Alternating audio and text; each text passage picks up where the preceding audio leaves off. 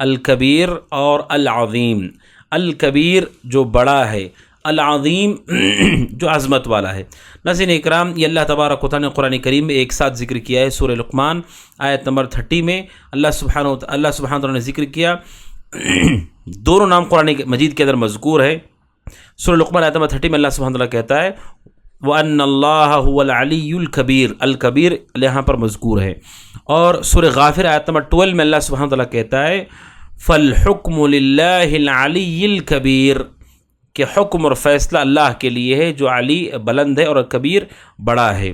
اور اسی طرح سورہ بقرہ آیت نمبر 255 میں ہے وَهُوَ الْعَلِيُّ الْعَظِيمُ، جو کہ ابھی گزرا۔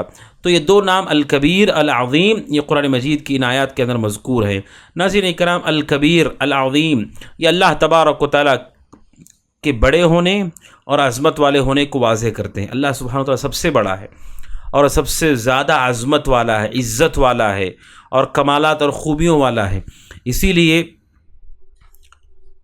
حدیث کے اندر مذکور ہے، ابو داؤد حدیث نمبر 4090، اللہ کے نبی صلی اللہ علیہ وسلم فرماتے ہیں، اللہ تعالیٰ کہتا ہے حدیث قدسی الکبریاء ردائی، جو کبریائی ہے، تکبر ہے، کبریائی یہ میری چادر ہے اور عظمت میری ازار ہے، اور جو مجھ سے ایک بھی چھیننے کی کوشش کرے گا میں اسے جہنم میں پھینک دوں گا۔ یعنی اللہ سبحانہ و تعالیٰ ہی کے لیے کبریائی ہے، بلندی ہے، اور العظمت بھی اللہ سبحانہ و تعالیٰ کے لیے ہی ہے۔ ناظرین کرام، الکبیر کا معنی ہوتا ہے جس کے اندر کبریائی ہو، اور عظیم کا معنی ہوتا ہے عظمت والا۔ اب اس کی تفصیل کو دیکھیں، سب سے پہلے ناظرین کرام، اللہ تبارک و تعالیٰ کے جتنی صفات پائی جاتی ہیں تمام صفات عظمت پر مشتمل ہیں، تمام صفات عظمت پر مشتمل ہیں۔ اللہ سبحانہ و تعالیٰ بہت عظیم ہے، بہت بڑا ہے۔ اللہ سبحانہ و تعالیٰ کے لیے، جیسے ابن عباس رضی اللہ عنہما نے کہا، زمین اور آسمان جو کچھ ہے اللہ تبارک و تعالیٰ کے ہاتھ میں ایسے ہی ہے جیسے ہمارے ہاتھ میں تنکا ہوتا ہے۔ یہ ابن عباس کہتے رضی اللہ تعالیٰ عنہما، اس کی اتنی ہی حیثیت ہے۔ تو کتنا بڑا ہے وہ اور کتنی عظمتوں والا ہے وہ، لہٰذا اللہ سبحانہ و تعالیٰ کا خاصہ ہے۔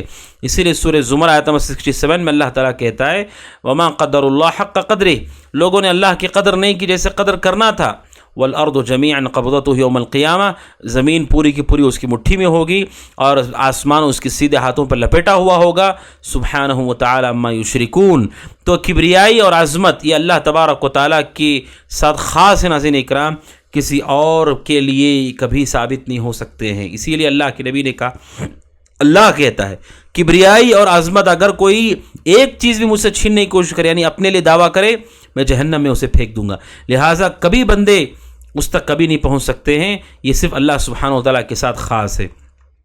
اور اللہ سبحانہ و تعالیٰ کی کبریائی اور عظمت کا جو احساس ہونا چاہیے وہ احساس یہ ناظرین اکرام کہ اللہ تبارک و تعالیٰ عظمت والا ہے، اس طرح سے کہ اس کا جو حکم ہے وہ اطاعت ہی کے قابل ہوتا ہے، اس کا حکم چھوڑے جانے کے قابل نہیں ہوتا ہے، اور اسے ہمیشہ یاد رکھا جائے، اسے بھلایا نہ جائے، اور اس کی شکر گزاری کی جائے، اس کا انکار نہ کیا جائے، اور اس کی تعظیم کو سمجھنے کا تقاضا یہ ناظرین اکرام کہ اس کے احکامات کو جھک کر کے آدمی تسلیم کرے، تعظیم کرے۔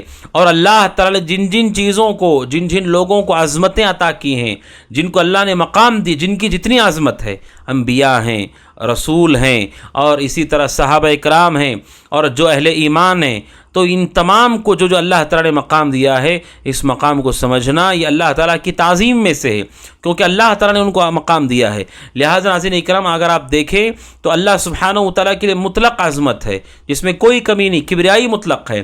اور رہی بات، اللہ تعالیٰ نے چند لوگوں کو عظمتیں عطا کی ہیں، مقام عطا کیا ہے جو کہ محدود ہے، لیکن اللہ تبارک و تعالیٰ نے کچھ پر فضیلت دی ہے، جن میں سب سے پہلے آتے ہیں انبیاء، سب سے پہلے آتے انبیاء اور رسول، جن کو اللہ تعالیٰ نے مقام دیا ہے، جن کو اللہ تعالیٰ نے عزت دی ہے، اللہ نے ان کو شرف دیا ہے، لہٰذا ان کی تعظیم ہمارے ذمے ہے۔ اسی لیے اہل ایمان کی صفات میں سے ہے کہ وہ تعظیم کرتے ہیں، اپنے نبی کی توقیر کرتے ہیں، احترام کرتے ہیں، کیونکہ اللہ نے اس کا حکم دیا ہے۔ تو سب سے پہلے درجے میں آتے انبیاء، اور دوسرے درجے میں آتے ناظرین اکرام کہ اللہ تبارک و تعالی، اللہ کے نبی صلی اللہ علیہ وسلم کی جو صحابہ ہیں وہ تمام کے تمام، ان کا احترام ہمارے ذمے ہے، ذکر خیر ان کے ذمے ہے۔ اور تیسرے درجے میں آتے علماء، کیونکہ اہل ایمان پر اللہ نے ان کو فوقیت دی ہے۔ پھر چوتھے نمبر پر آتے ہیں تمام کے تمام اہل ایمان جن کو اللہ تعالیٰ نے مقام دیا ہے، اور اسی طرح اللہ کے ملائکہ، اور کچھ جگہوں کو اللہ نے عظمت دی ہے جیسے کعبۃ اللہ ہے، جیسے حرم مکی ہے یا حرم مدنی ہے، اور کچھ اوقات کو اللہ تبارک و تعالیٰ نے کچھ خاص مقام دیا ہے، لہٰذا ان تمام کی تعظیم کریں۔ اور اللہ تبارک و تعالیٰ کی بڑائی بیان کرنا، اس کی عظمت کا بیان اللہ تعالیٰ کو یہ پسند ہے، اسی لیے کتنی عبادتیں ایسی ہیں جو تکبیر کے ساتھ شروع ہوتی ہیں، اللہ اکبر کے ساتھ شروع ہوتی ہیں۔ رمضان جیسے ختم ہوتا ہے لوگ اللہ اکبر کہتے ہیں، حج میں لوگ اللہ اکبر کہتے ہیں۔ یہ جو تکبیر ہے اللہ سبحانہ و تعالیٰ کی تعظیم، اللہ تعالیٰ کی عظمت، اللہ تعالیٰ کی بڑائی کا احساس بندہ مومن کو، چاہے ناظرین اکرام، اس کا احساس کرے کہ اللہ سب سے بڑا ہے، سب سے زیادہ عظمت والا ہے، سب سے زیادہ طاقتور ہے، اس کے مقابلے میں کوئی نہیں ہے، کچھ کسی کی حیثیت نہیں ہے۔ اور اسی طرح سے اہل علم کہتے ہیں ان دونوں ناموں کو ماننے کا تقاضا یہ ہے کہ مومن کو چاہیے اپنے دل کے اندر ذلت پیدا کرے کہ اللہ کے مقابلے میں ہم کچھ نہیں ہیں۔ وہ انسان جس کے پاس اپنی زندگی کا بھی اختیار نہیں ہے، اللہ کے مقابلے میں کیا ہے اس کے پاس، لہٰذا اللہ کے لیے ذلت اختیار کرے۔ اور اسی طرح یہ جان لے چونکہ مکمل عظمت اور کبریائی صرف اللہ کے لیے ہے، لہٰذا اپنی عبادتیں اسی کے لیے کرے جو تمام عظمتوں اور کبریائی کا تنہا مستحق ہے۔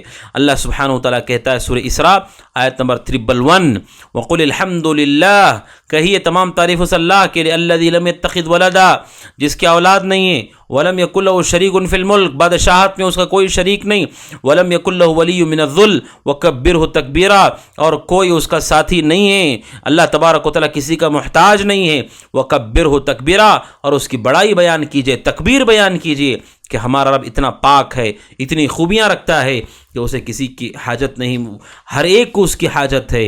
تو اللہ سبحانہ و تعالیٰ کی جو عظمت ہے اس کی اظہار ہے، اور اس کی جو کبریائی ہے وہ اس کی رضا ہے۔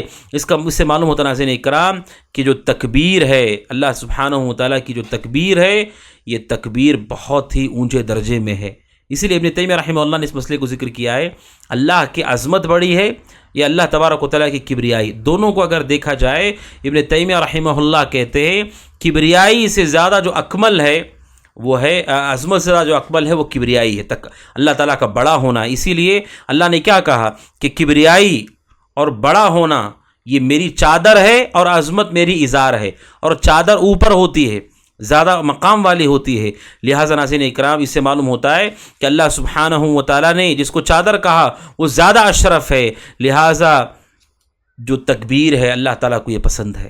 اذان میں ہم تکبیر کہتے ہیں، اقامت میں ہم تکبیر کہتے ہیں، نماز کی ابتدا میں ہم تکبیر کہتے ہیں، اور اسی طرح نماز سے فارغ ہونے اللہ اکبر، اللہ سبحانہ و تعالیٰ کی تکبیر کہتے ہیں۔ عید کے موقع پر تکبیر کا اہتمام کرتے ہیں، خوشیوں پر اللہ کا تکبیرات کا اہتمام کرتے ہیں، اور قربانی کے موقع پر تکبیر کا اہتمام کرتے ہیں۔ لہٰذا ناظرین اکرام یہ دو چیزیں اللہ سبحانہ و تعالیٰ چاہتا ہے کہ بار بار ہم اللہ کی کبریائی کو یاد کریں، اللہ اکبر اللہ اکبر اللہ اکبر۔